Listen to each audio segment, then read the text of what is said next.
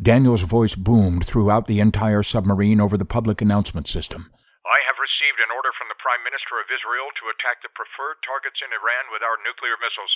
Our most consequential act as a navy, and maybe even as a state, will happen right now. Bao and Yisrael, prepare your nuclear arsenal keys. 3 weapons specialists sat in the seats facing the tactical monitors of the STN Atlas ISIS-90 combat system. Yisrael and Bao were standing nearby, next to the lock system that secured the nuclear warheads, and, once unlocked, loaded them into the torpedo tubes.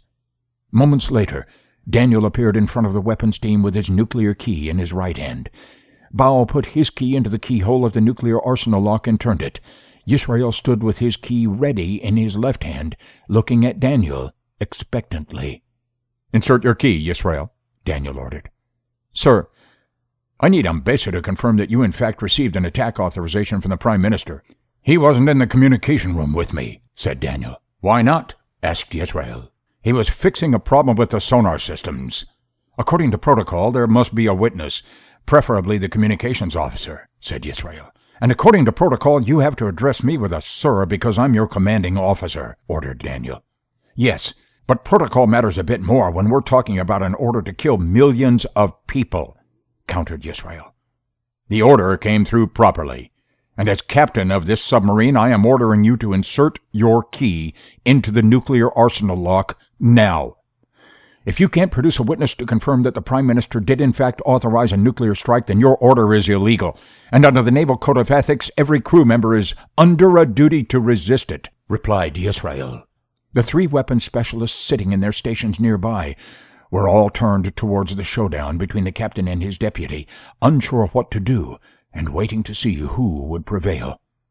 In a lightning-fast burst of energy, Daniel's left hand grabbed Yisrael's left wrist as his right hand delivered a powerful punch to Yisrael's nose so that he wobbled a bit and his spectacles flew off his face and onto the floor, where they cracked. The surprise blow loosened Yisrael's grip on the nuclear key, which fell from his left hand to the floor as blood began to run from his nose. Daniel swooped down and snatched Yisrael's key.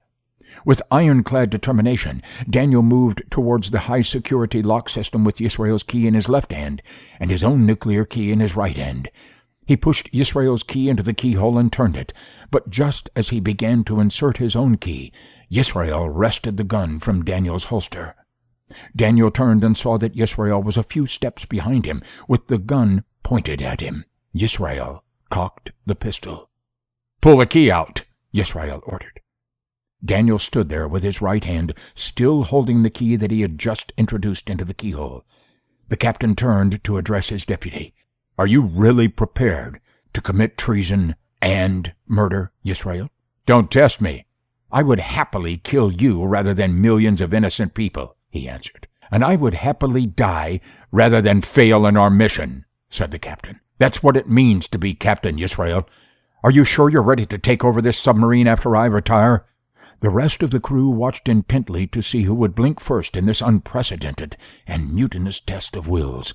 Blood ran from Yisrael's nose, and his arm shook a little as he held the gun pointed directly at Daniel's head.